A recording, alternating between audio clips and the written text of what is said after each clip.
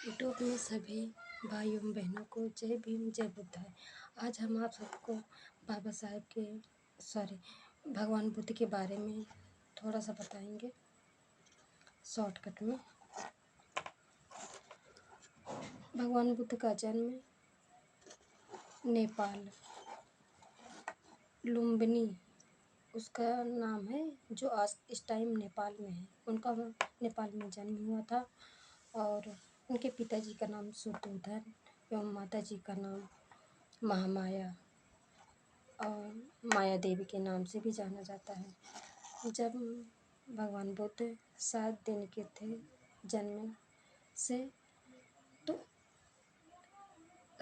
7वें दिन उनकी माता का देहांत हो जाता है और उनका पालन पोषण उनकी मौसी गौतमी करती है और उनका विवाह 16 साल की उम्र में यशोधरा नाम की स्त्री से उनका विवाह होता है। उनको एक पुत्र होता है जिसका नाम राहुल होता है। और भगवान बुद्ध को इतना सुख दिया गया कि हम कह नहीं सकते। जिसे मालूम पड़ता है कि इस दुनिया में उतना सुख किसी को नहीं मिला होगा बचपन में। जब उन बचपन में उनके पिताजी उनका हाथ दिखाए थे, तो कहें कि आपका पुत्र या तो राजा होगा या तो सन्यासी होगा। अब कोई भी नहीं सोचता कि मेरा पुत्र सन्यासी बने। उनको घर पे सभी सुख सुविधाएं रहती थी। यहाँ तक बीमार नहीं होते थे तो उनको पहले ही दवाइयाँ मिल जाती थी। घर पे ही पाठशाला, बच्चे खेलने कूदने के लिए उनके दोस्त घर पे ही आ जाया करते थे, लेकिन उनको बाहर के माहौल के बारे में जिसे कोई जानकारी ना हो। इस तरह से उनके पिता जी ने घर पे रखा।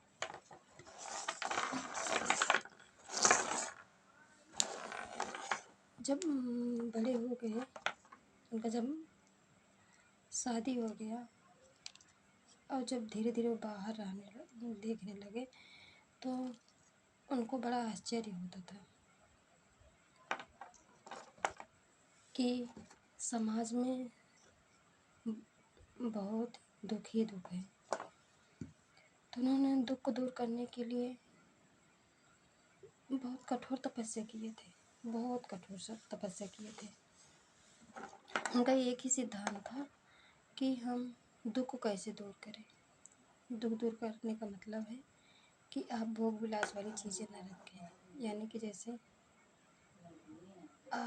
हम जितना कम खर्चे में रहेंगे उतना ही सुख शांति मिलेगी। यानी कि जैसे आज के टाइम में, लेकिन उनके विचारों पे चलना उतना मुश्किल है, बहुत मुश्किल है। यानी कि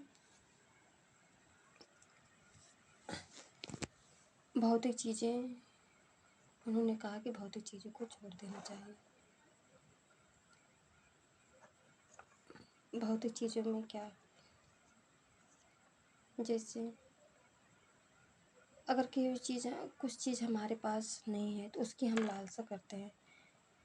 यानी कि हमको बहुत जो ज़रूरत हो उसी चीज़ को हम अपनाएं या ख़रीदें। फालतू चीज़ें के लिए हम परेशान न रहें। जितना हमारा सामर्थ्य हो उतना ही हम उतने ही खर्चे में हम अपना जीवन यापन करें। जैसे व्यक्ति कमा रहा है, कम कमाता है, तो सिर्फ अपने खाने पीने के लिए चीज़ें जैसे कमी ना हो।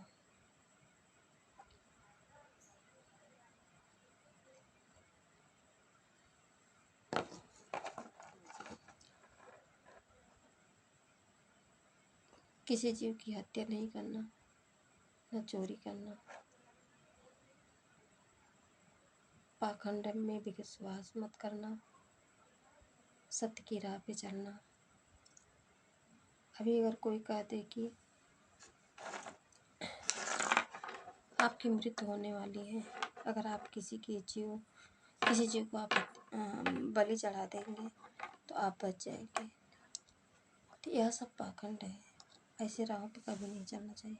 यह सोच के कि आपको संतुष्ट रहना चाहिए कि हाँ हम एक दिन तो मरना ही है, तो हम क्यों अपने आप को बचने के लिए हम दूसरों की हत्या करें। ये सब पाखंड होते हैं। किसी साधु संत जो झूठे अफवाहें बता देते हैं कि टुटका ऐसे ऐसे करो, ऐसे करने से आपको समाधान होगा, तो इन सब चीज़ों में विश्वास ना करें।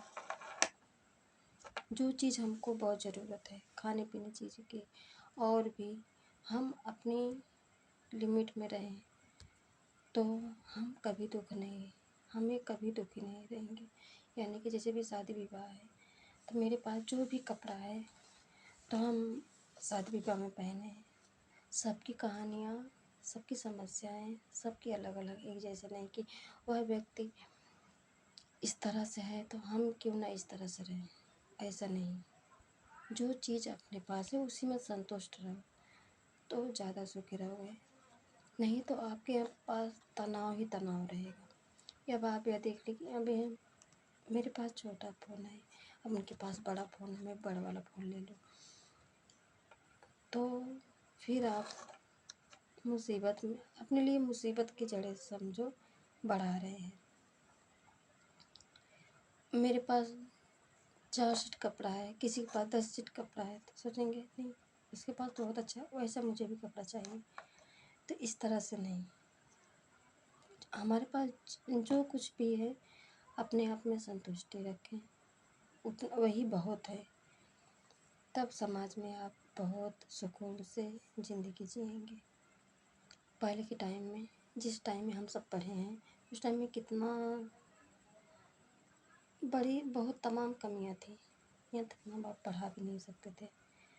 एक स्कूल का ड्रेस रहता था, एक दो सीट घर का कपड़ा, उसी में साल भर बीत जाता था। और आज के टाइम में बच्चे एक महीना नहीं बीतता कि दूसरा फिर गया, तनाव में आ जाते हैं। बेशक वो हम आपके सामने न कहें, लेकिन व्यक्ति लगभग तनाव में भी होता है।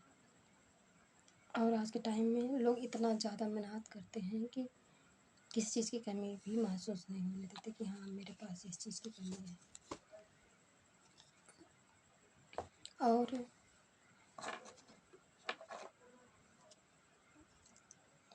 हम आप जितने अपनी आवश्यकता रहेगी उतने में हम रहेंगे, तो ना हमें कभी किसी से कर्ज उधार लेना पड़ेगा, ना अपने दुख का कारण ही बनेंगे। भगवान बुद्ध का मतलब यही था कि हम जीवों को क्या राह दिखाएं कि अपनी लाइफ में ये लोग खुश रहें।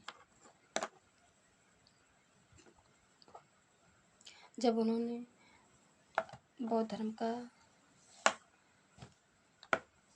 समाज में बौद्ध धर्म को प्रचार किए और सबको उपदेश दिए तो उसमें स्त्रियों को जाना वर्जित था। यानी कि उस धर्म में, बौद्ध धर्म में स्त्रियों को जाना नहीं दिया जाता था। यानी कि भगवान बुद्ध का कहने का मतलब था कि जैसे अभी, लेकिन यह बात सत्य है जो हम बताने जा रहे हैं। अगर पुरुष एक साथ रहेंगे तो अगर उसमें स्त्रियां नहीं हैं तो लोग ज़्यादा मजबूत रहेंगे। और कोई चीज़ अगर समाज में लागू करना चाहते हैं तो वो लोग बड़े आराम से लागू कर सकते हैं और वो लोग संयम नियम रख सकते हैं। और अगर कि उसमें स्त्रियों को जाना वर्जित था, नहीं तो लगभग स्त्रियाँ ऐसी चीज़ ही हैं कि कितना भी चाहे वो साधारण सी रहे, चाहे वो उनको चाहे सज धज के रहें, उनको दूसरी नज़रिए से ही देखा जाता है। फिर धीरे धीरे इसके 2 संप्रदाय हुए, हीनयान महायान।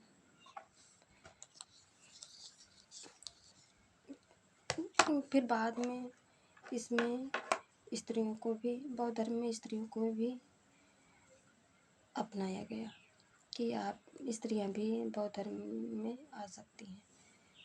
बाबा जी ने कहा, भगवान बुद्ध ने कहा कि अगर इसमें स्त्रियाँ आएंगी तो यह धीरे धीरे यह धर्म पतन की तरफ चला जाएगा। पतन तो उस हिसाब से देखा जाए तो वो धीरे धीरे पतन हो गया था उस टाइम, लेकिन जो आज बौद्ध धर्म अपनाया जा रहा है पतन नहीं हो रहा है, बल्कि एक अच्छी, जो सबको एक समान समझा जाता है। हम आप बौद्ध धर्म में ही हैं, स्त्री और स्त्रियों के बीच में रहे, पुरुष पुरुषों के बीच में रहे तो सुरक्षित रहेंगे, ना कभी कोई किसी के ऊपर उंगली उठाएगा। हम हैं चाहे आप हैं, अगर किसी के साथ बराबर उठ बैठ रहे हैं तो मन में कुछ ना कुछ होता ही है। हम आप अपनी फैमिली में उतना टाइम नहीं देते हैं, जैसे चाहे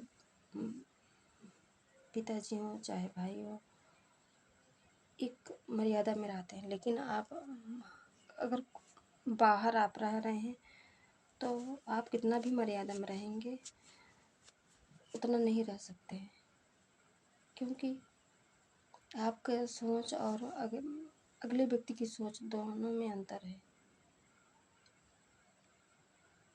जो मैं कह रही हूँ यह बात समझने की कोशिश करें। इसलिए अगर स्त्रियाँ स्त्रियों के बीच में रहेंगी, पुरुष पुरुष के बीच में रहेंगे, तो जो आज के टाइम में इतने बवाल हो रहे हैं तो इन सब बवालों से एकदम बहुत कोसों दूर रहेंगे।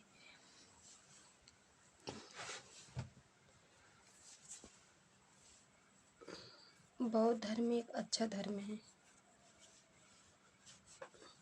जो आज इंडिया ही नहीं पूरे विश्व में बौद्ध धर्म का प्रचार है।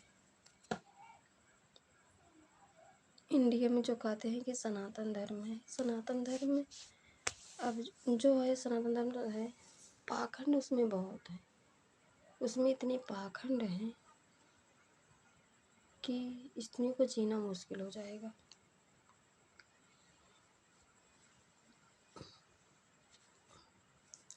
बाकी बातें हम बाद में बताएंगे।